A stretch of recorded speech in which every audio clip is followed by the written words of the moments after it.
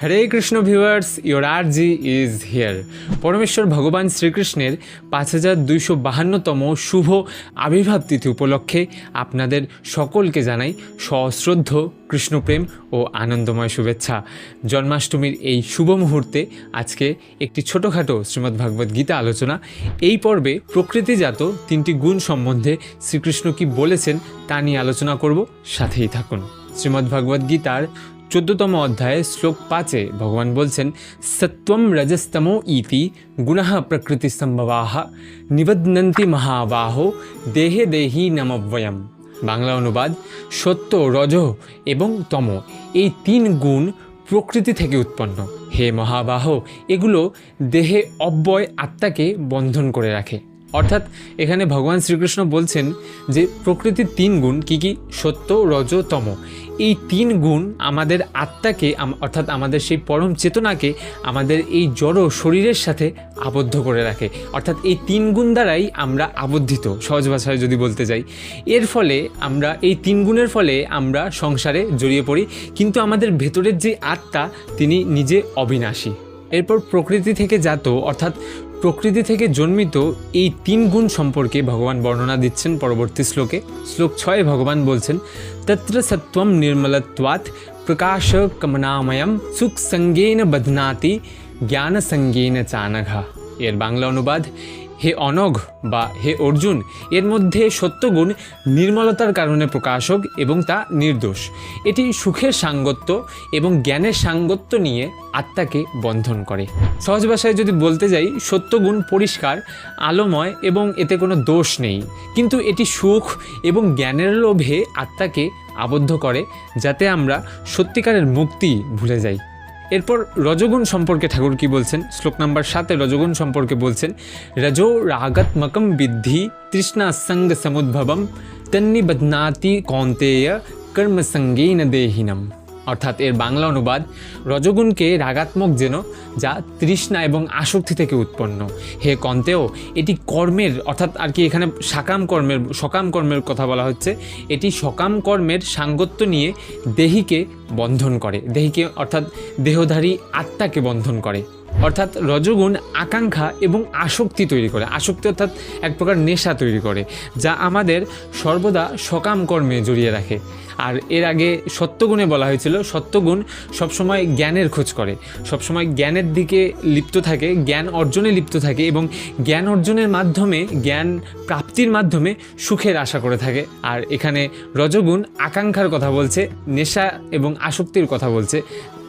এখন অনেক ব্যক্তিত্ব দেখবেন মন্দির আদিতে শ্রী ঠাকুরের দর্শনে যাই আমরা, শ্রী ঠাকুরের দর্শনে গিয়ে শ্রী ঠাকুরের দর্শন লাভ করে শ্রী ঠাকুরের কাছে অনেক কিছু চাওয়া পাওয়া রাখি, যে ঠাকুর আমার এই সমস্যাটা সমাধান হয়ে যাক, আমার এই সম্পত্তির বিষয় আদিটা সম্পত্তির সমস্যাটা যেন সমাধান হয়ে যাক।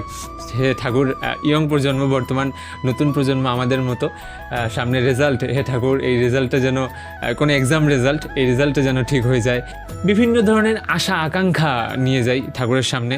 এই সকল কিছুই রজগুণের আওতায় পড়ছে। ঠাকুর এখানে এমনটি বলছেন যে রজগুণ আকাঙ্ক্ষা এবং আসক্তি তৈরি করে, কোনো কিছুর প্রতি আসক্তি তৈরি করে। অনেক ব্যক্তিবর্গ দেখবেন যে আমাদের সম্পদ তৈরি করতে হবে, অনেক সম্পদের পিছনে ছুটতে অনেকে ছুটতে থাকে এবং অনেক কর্মে লিপ্ত থাকে, নানা কর্মে, নানা দৈহিক কর্মে এবং নানা মানসিক কর্মে লিপ্ত থাকে, যে সম্পত্তির পাহাড় করতে হবে, যা আমাদের সর্বদা সকাম কর্মে জড়িয়ে রাখে। এর ফলে শান্তি পাওয়া খুবই কঠিন হয়ে পড়ে।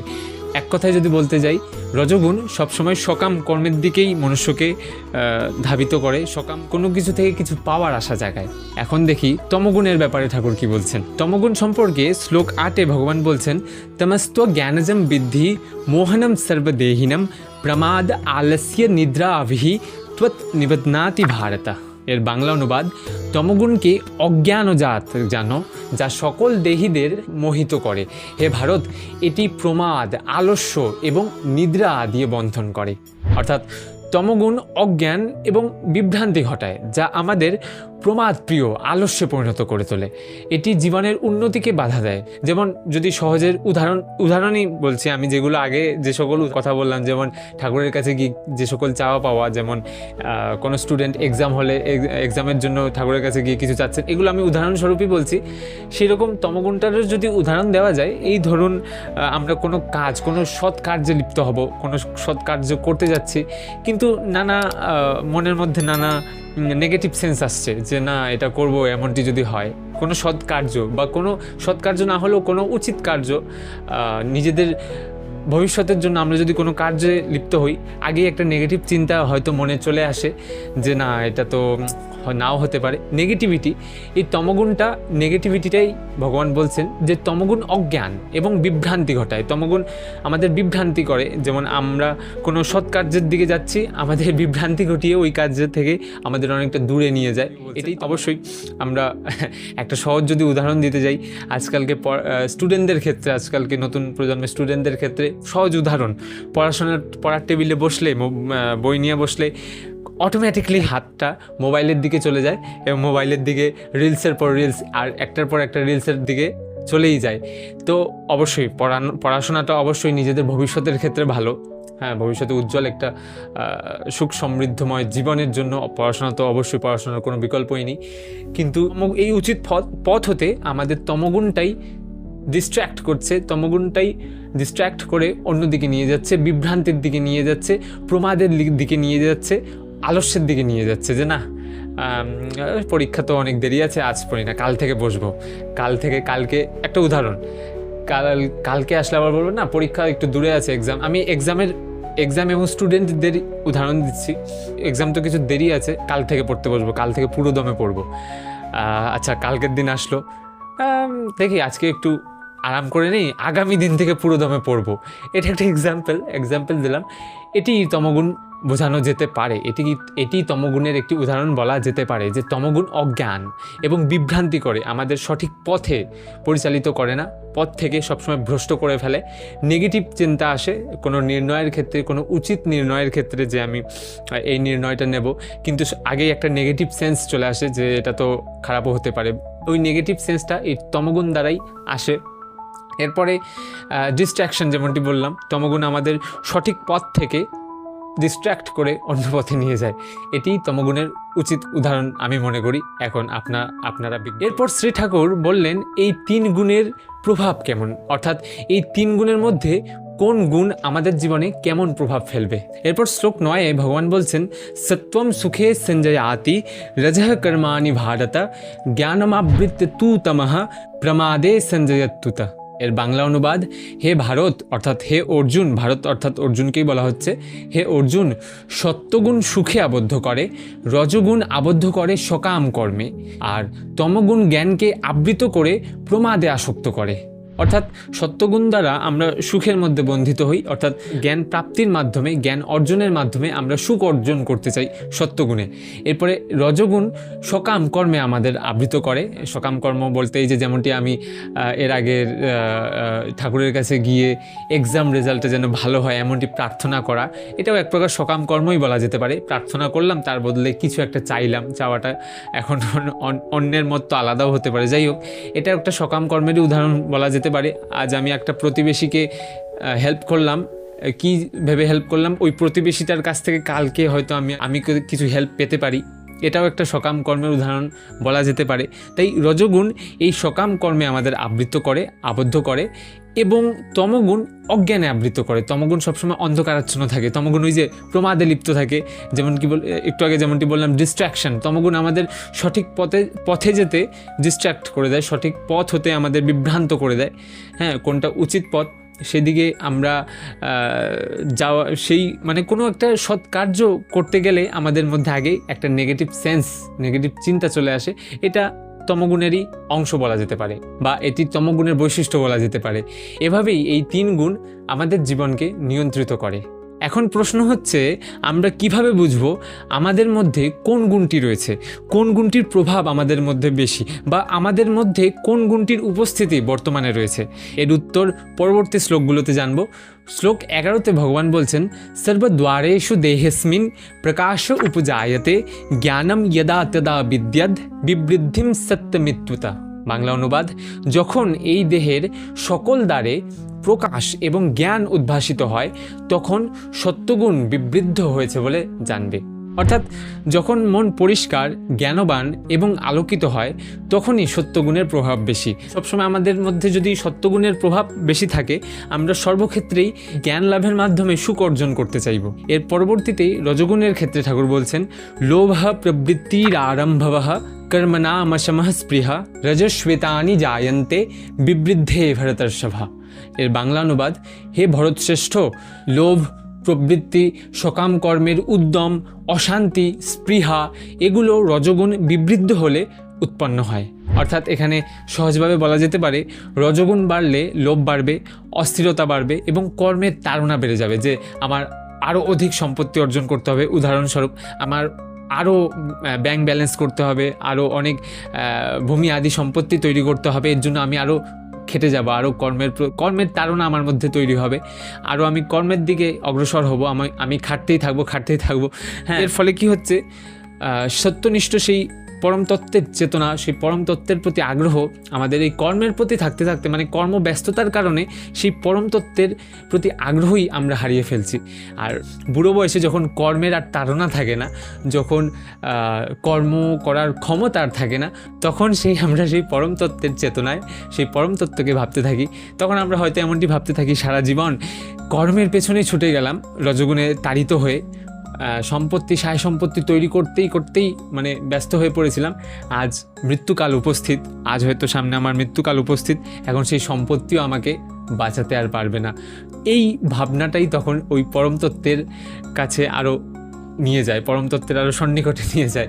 হ্যাঁ, বুড়ো বয়সেই এমনটি সম্ভব, কারণ বুড়ো বয়সে তো তখন আর কর্মক্ষমতা থাকে না। এখন ইয়ংকালেই অনেকের কর্মক্ষমতা থাকে, তাই অতিরিক্ত রজগুণের বলে প্রভাবিত হয়ে আমরা সকাম কর্ম, নট শুধু কর্ম, সকাম কর্মের পেছনে তাড়িত হয়ে সকাম কর্মের পেছনে ছুটতে বড় সম্পত্তির পাহাড় করতে চাই, আর তখনই আমরা সেই পরম তত্ত্বকে ভুলে থাকি। এটাই রজগুণের ব্যাপারে ঠাকুর হয়তো বলছেন, এটা আমার মত। এখন যাই হোক, রজগুণের মূল তত্ত্বটাই হলো এই রজগুণ বাড়লে লোভ বাড়বে। লোভ অর্থাৎ ওই সকাম কর্মই বলা যেতে পারে, যে আমি আজ আমার প্রতিবেশীকে কিছু হেল্প করছি বা আমার বন্ধুবান্ধবকে হয়তো কিছু হেল্প করছি, জাস্ট হতে পারে বলছি, হেল্প করছি, কাল হয়তো ওনাদের কাছ থেকে আমি কিছু পাওয়ার ইচ্ছা, এটাই তো লোভ। লোভ সবসময় কোনো কিছু থেকে কিছু পাওয়ার ইচ্ছাটাকেই বলে, কোনো কিছু পাওয়ার তীব্র আকাঙ্ক্ষাটাই বলা যেতে পারে। যাই হোক, এরপরে রজগুণ বাড়লে অস্থিরতাও বাড়ে, কর্মের তাড়না বাড়ে। রজগুণ বাড়লে সকাম কর্মের তাড়না বাড়ে, আমাদের ব্যাংক ব্যালেন্স করতে হবে, আমাদের সম্পত্তির পাহাড় করতে হবে। যাই হোক, এটি রজগুণের প্রভাবেই হয়ে থাকে। এরপর তমগুণ সম্পর্কে ঠাকুর বলছেন শ্লোক 13তে, অপ্রকাশঃ প্রবৃত্তিশ্চ প্রমাদো দেহ এব চ তমশ্বেতানি জায়ন্তে বিবৃদ্ধে কুরুনন্দনা। এর বাংলা অনুবাদ, অপ্রকাশ, অপ্রবৃত্তি, প্রমাদ এবং মোহ এগুলি তমগুণ বিবৃদ্ধ হলে উৎপন্ন হয়। অর্থাৎ সহজ ভাষায় তমগুণ বাড়লে অন্ধকার বাড়ে, অলসতা বাড়ে এবং বিভ্রান্তি বাড়ে। তমগুণ বাড়লে সর্বত্রই আমরা অন্ধকার দেখি। সৎ কার্যের দিকেও গেলে আমাদের মধ্যে একটা নেগেটিভিটি চিন্তা আসবে। সৎ কার্যের দিকে গেলেই, সৎ কার্য করতে গেলেই সবসময় চারিদিকে আমরা অন্ধকার দেখবো, কীভাবে কী হবে, কী না কি, কত রকমের চিন্তা আসবে, অলসতা আসবে, না এটা আমি করতে যাব না, পারবো না, আমার আগেই একটা চিন্তা চলে আসবে, নেগেটিভ সেন্স চলে আসবে। একটা ভালো কাজ, একটা বড় কাজ করতে গেলেই, যেমন পরীক্ষার রেজাল্টের যদি কথা বলি, পরীক্ষার এক্সামের কথা বলি, না আমি এত ভালো রেজাল্ট করতে পারবো না, আমার এত ক্ষমতা নেই, আগেই একটা নেগেটিভ সেন্স চলে আসে। এটাই তমগুণের প্রভাব বলা যেতে পারে। এরপর একেবারে 17তম শ্লোকে ভগবান শ্রীকৃষ্ণ বলছেন, সত্ত্বাৎ সঞ্জয়াতে জ্ঞানম রজস লোভ এব চ প্রমাদো মহো তমসো ভবতোহ জ্ঞানম এব চ। অর্থাৎ এর বাংলা অনুবাদ, সত্য থেকে জ্ঞান উৎপন্ন হয়, রজ থেকে লোভ উৎপন্ন হয়, তম থেকে প্রমাদ এবং মোহ এবং অজ্ঞানের উৎপন্ন হয়। অর্থাৎ শ্রী ঠাকুর বলছেন, সত্য জ্ঞান প্রদান করে, জ্ঞান প্রাপ্তির ইচ্ছাই সত্যগুণ, এবং রজগুণ লোভ উৎপন্ন করে, বা তমগুণ অজ্ঞানতা এবং ভুল ভাব, বিভ্রান্তির সৃষ্টি করে। আমাদের মধ্যে অজ্ঞান ভাব যদি থাকে, আমাদের মধ্যে বিভ্রান্তি ভাব যদি থাকে, আমাদের মধ্যে যদি নেগেটিভিটি ফিল থাকে, কোনো কার্যের আগেই যদি নেগেটিভিটি ফিল থাকে, নেগেটিভ মানে না বোধক ফিল যদি থাকে, অনুভব যদি থাকে, তাহলে সহজেই বুঝে নেওয়া উচিত আমাদের মধ্যে তমগুণটা বেশি। এখানে ঠাকুর সেটাই বলছেন, সার কথা এটাই, সত্যগুণ জ্ঞান প্রদান করে, রজগুণ লোভ এবং তমগুণ অজ্ঞান এবং ভুল। এবং এরপর ভগবান শ্রীকৃষ্ণ গুণাতীতের বর্ণনা করলেন, অর্থাৎ যে এই 3 গুণেরও অতীত, যারা আর কি এই 3 গুণের মধ্যেও লিপ্ত নয়, যারা এই 3 গুণের ঊর্ধ্বে। পরবর্তী 4টি শ্লোকে শ্রী ঠাকুর এর বর্ণনা দিয়েছেন, স্ক্রিনে দেখতেই পাচ্ছেন। এখানে শ্রী ঠাকুর বলছেন যারা নিজেদের সম্মানে বা অপমানে সমভাব রাখে, অর্থাৎ কেউ সম্মান করলেও তাতে আমার কিছুই আসে যায় না, আবার কারো অপমানের দ্বারাও আমি কোনো প্রভাবিত হই না। যারা সুখ এবং দুঃখে সমভাব রাখে, সুখেও অতিরিক্ত আনন্দিত হয় না, আমোদ প্রমোদে লিপ্ত হয় না, এবং দুঃখেও অতিরিক্ত দুঃখ বা বিষাদে নিমজ্জিত হয় না, উভয় ক্ষেত্রেই সমভাব থাকে। যারা পাথর, মাটির ঢেলা এবং স্বর্ণের সমভাব রাখে, যে সব কিছুই সমান, পাথরের ঢেলাও কি আর স্বর্ণও কি, দুটিই সমান। হ্যাঁ, হতে পারে পাথরের ঢেলা তো আপনি বিক্রি করতে পারবেন না, স্বর্ণটা আমরা বিক্রি করতে পারি, কিন্তু স্বর্ণের টুকটার একটা দাম আছে, আপনি সেটা বিক্রি করলেন, অর্থ সম্পদ অর্জন করলেন। অর্থ সম্পদ অর্জন করলেন কিসের জন্য? ভোগ করার জন্য। ভোগ করার জন্য ভোগ করলেন, শরীর অনেক সুস্থ হলো, সবল হলো, খুবই আনন্দ করলেন, ভোগ করলেন, কিন্তু সেই অর্থ একদিন না একদিন তো শেষ তো হবেই। ওই অর্থ কি চিরদিন আমাদের সাথে থাকবে? না, ভোগ করতে করতে শেষ তো হবেই। যখন আপনি ভোগ করা শেষ করবেন, তখন এক প্রকার কি দুঃখ উৎপন্ন হবে না, যে এক প্রকার কষ্ট উৎপন্ন হবে না? এই কয়দিন আগে তো আমার কাছে অনেক টাকা ছিল, ওই স্বর্ণের টুকরোটা আমি তো বিক্রি করেছিলাম, অনেক তো টাকা ছিল, অনেক আমোদ প্রমোদের মধ্যে গেছে, আমোদ প্রমোদের মধ্যে কাটিয়েছি, আনন্দ উল্লাসের মধ্যে কাটিয়েছি, এখন তো টাকা নেই, এখন তো পকেট খালি, এখন কি দুঃখ হবে না? সুখ হবে? সুখ তো হবেই না, দুঃখ কি এখন হবে না? অবশ্যই ভেবে দেখা উচিত। যাই হোক, তাই যারা গুণাতীত তারা এই মাটির ঢেলা আর পাথর এবং স্বর্ণের টুকরো 3টি জিনিসই সমতার সাথে দেখবে। যারা সুখ এবং দুঃখে সমান ভাব রাখবে, যারা শত্রু এবং বন্ধুর মধ্যে সমভাব রাখে, তারাই গুণাতীত বলে কথিত। তাহলে এখনকার যুগে তো বলা যায় কেউই গুণাতীত না, কারণ শত্রু আর বন্ধুর মধ্যে হয়তো খুব কম, খুব সবাইকে বলছি না, হয়তো খুব কম ব্যক্তিত্ব আছেন যারা শত্রু এবং বন্ধুর মধ্যে সমভাব রাখে, যারা মাটির ঢেলা এবং স্বর্ণের টুকরো সমানভাবে দেখে। হয়তো খুবই কম আছে, আজকালকের দুনিয়ায় আছেন, বাট খুবই কম। তাদেরই যারা সকল পরিস্থিতিতে, সার কথা হিসেবে বলা যায় গুণাতীত কারা, যারা সকল পরিস্থিতিতে সমান ভাব রাখে, না সুখ তাদের অতিরিক্ত আনন্দ দেয়, না দুঃখ তাদের অতিরিক্ত দুঃখ প্রদান করে।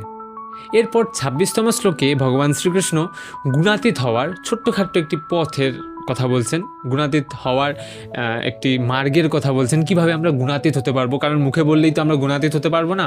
এই জড় জগতে খুবই কম মানুষ রয়েছেন যারা কামনা বাসনা থেকে, বিভিন্ন চাওয়া পাওয়া থেকে নিজেদের দূরে রেখে সমভাব থেকে গুণাতীত হয়েছেন, খুবই কম রয়েছে। 26তম শ্লোকে ভগবান শ্রীকৃষ্ণ বলছেন, মাম চ ইয়োহ ব্যাভিচারেণ ভক্তি যোগেন সেবতে স গুণান সমতীত্বৈতান ব্রহ্মভুয়ায় কল্পতে।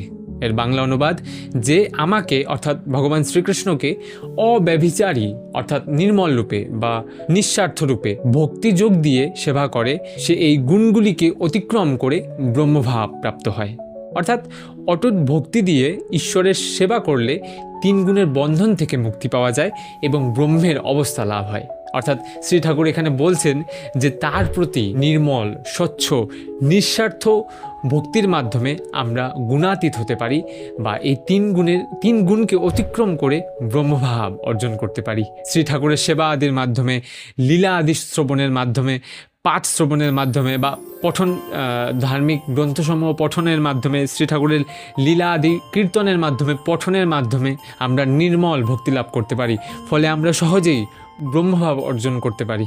তো এখন এখানে অনেকের একটা প্রশ্ন উঠতে পারে, কমন প্রশ্ন, যে শ্রী ঠাকুর তো এখানে বললেন যে হে পার্থ, হে অর্জুন, তুমি আমার সেবার মাধ্যমে, আমাকে ভক্তি সহকারে সেবা করার মাধ্যমে তুমি সেই ব্রহ্মভাব প্রাপ্ত হতে পারো, তুমি সেই ব্রহ্মভাব অর্জন করতে পারো। কেন শ্রী ঠাকুরকেই সেবা করার মাধ্যমে কেন বললেন? শ্রী ঠাকুর এখানে নিজেকে সেবা করার কথা কেন বললেন? এর পরবর্তী 27তম মন্ত্রে ভগবান শ্রীকৃষ্ণ বলছেন, ব্রহ্মণো হি প্রতিষ্ঠাহম অমৃতস্য অব্যয়স্য চ শাশ্বতস্য চ ধর্মস্য সুখস্য ঐকান্তিকস্য চ। এর বাংলা অনুবাদ, ভগবান শ্রীকৃষ্ণ বললেন, আমি নির্বিশেষ ব্রহ্মের প্রতিষ্ঠা বা আশ্রয়, অব্যয় অমৃতের, শাশ্বত ধর্মের এবং ঐকান্তিক সুখের আমিই আশ্রয়। অর্থাৎ ভগবান শ্রীকৃষ্ণই ব্রহ্মের ভিত্তি, ভগবান শ্রীকৃষ্ণই ব্রহ্ম, অমরত্ব, চিরন্তন ধর্ম এবং চূড়ান্ত সুখের উৎস। তাই আমরা ওই পরমতত্ত্ব ভগবান শ্রীহরি শ্রীকৃষ্ণকেই ভজনার মাধ্যমে, ওনার সেবা পূজার মাধ্যমে, ওনার লীলা আদি কীর্তনের মাধ্যমে, ভগবত পাঠ আদির মাধ্যমে সেই গোবিন্দের, সেই পরমতত্ত্বের নির্মল ভক্তি লাভ করতে পারি এবং সেই ভক্তি লাভের মাধ্যমেই আমরা ইহজগতের সকল জাগতিক বিষয়াদির প্রতি সমভাব হতে পারি। হোক সেটা সুখ এবং দুঃখ, বন্ধু এবং শত্রুতে, যে কোনো কিছুতেই আমরা সমভাব রাখতে পারি ওই শ্রীহরির। এখন প্রশ্ন হচ্ছে ভিউয়ার্স, কেন আমরা গুণাতীত হব বা হওয়া উচিত? এবার একটু গভীরভাবে ভেবে দেখুন, আমরা এই ত্রিগুণের মধ্যে থাকলে কিছু না কিছু চাওয়া পাওয়ার মধ্যে অবশ্যই বন্ধিত থাকব। হোক সেটা ধন সম্পত্তির, হোক সেটা ভালো রেজাল্ট প্রাপ্তির, উত্তম যে কোনো কিছুই আমরা প্রাপ্তির আশা করে থাকি এই ত্রিগুণের মধ্যে বন্ধিত থাকলে। আর আমাদের সকল কিছু প্রাপ্তির মূল উদ্দেশ্যই থাকে জাগতিক সুখলাভ। হোক না সত্যগুণে গুণী, সেও জ্ঞান অর্জনের মাধ্যমে সুখ লাভ করার চেষ্টা করবে। আর শ্রী ঠাকুরের কাছে তো আর কেউ দুঃখ লাভের ইচ্ছা করে না, সবাই সুখী চায়। তো ভিউয়ার্স, এখন একটা জিনিস লক্ষ্য করুন, জগতের সবাই ঠাকুরের কাছে কিছু চায় সুখ অর্জনের জন্য, দুঃখ অর্জনের জন্য কখনোই কেউ কিছু চায় না। কিন্তু এই জগতে কি কোনো কিছু স্থায়ী? অবশ্যই এই জগতে কোনো কিছুই চিরস্থায়ী নয়। অতএব আমরা সুখ অর্জনের জন্য যদি কিছু চেয়ে থাকি, তা অবশ্যই একদিন তা আমাদের থেকে ছেড়ে যাবে, অথবা আমরা তাদের ছেড়ে বা সে সকল জিনিসগুলো ছেড়ে বা সে সকল বস্তুগুলো ছেড়ে চলে যাব। কোনো কিছু যেহেতু চিরস্থায়ী নয়, তাহলে তখন কি দুঃখ লাভ হবে না সেই সকল জিনিস ছেড়ে যাওয়াতে, বা সে সকল জিনিস আমাদের হতে ছেড়ে যাওয়াতে? তখন কি আমাদের দুঃখ অনুভব হবে না? আবার ভেবে দেখুন, আমরা তো সে সকল কিছু চেয়েছিলাম সুখ লাভের জন্যই। কেউ কি দুঃখ লাভের জন্য সে সকল কিছু চেয়েছিল? অবশ্যই না। তাই ভিউয়ার্স, আমরা সুখের জন্য যা চাই তা থেকে কি একসময় দুঃখও আসে না? অবশ্যই ভেবে দেখুন। তাহলে কি আমাদের চাওয়া পাওয়ার ঊর্ধ্বে ওঠা উচিত নয়, অর্থাৎ গুণাতীত হওয়া উচিত নয়? কারণ গুণাতীত হওয়ার ফলেই সুখ এবং দুঃখ প্রতি ক্ষেত্রেই ব্যক্তি সমভাব থাকে। সুখও তাদের অতিরিক্ত সুখী করে না, ফলে দুঃখ দ্বারাও সে অতিরিক্ত দুঃখী হয় না। অবশ্যই বিচার করুন। দেখা হচ্ছে নেক্সট অন্য কোনো পর্বে। জন্মাষ্টমী উপলক্ষে সবাইকে কৃষ্ণপ্রীতি শুভেচ্ছা। হরে কৃষ্ণা, জয় শ্রীহরি।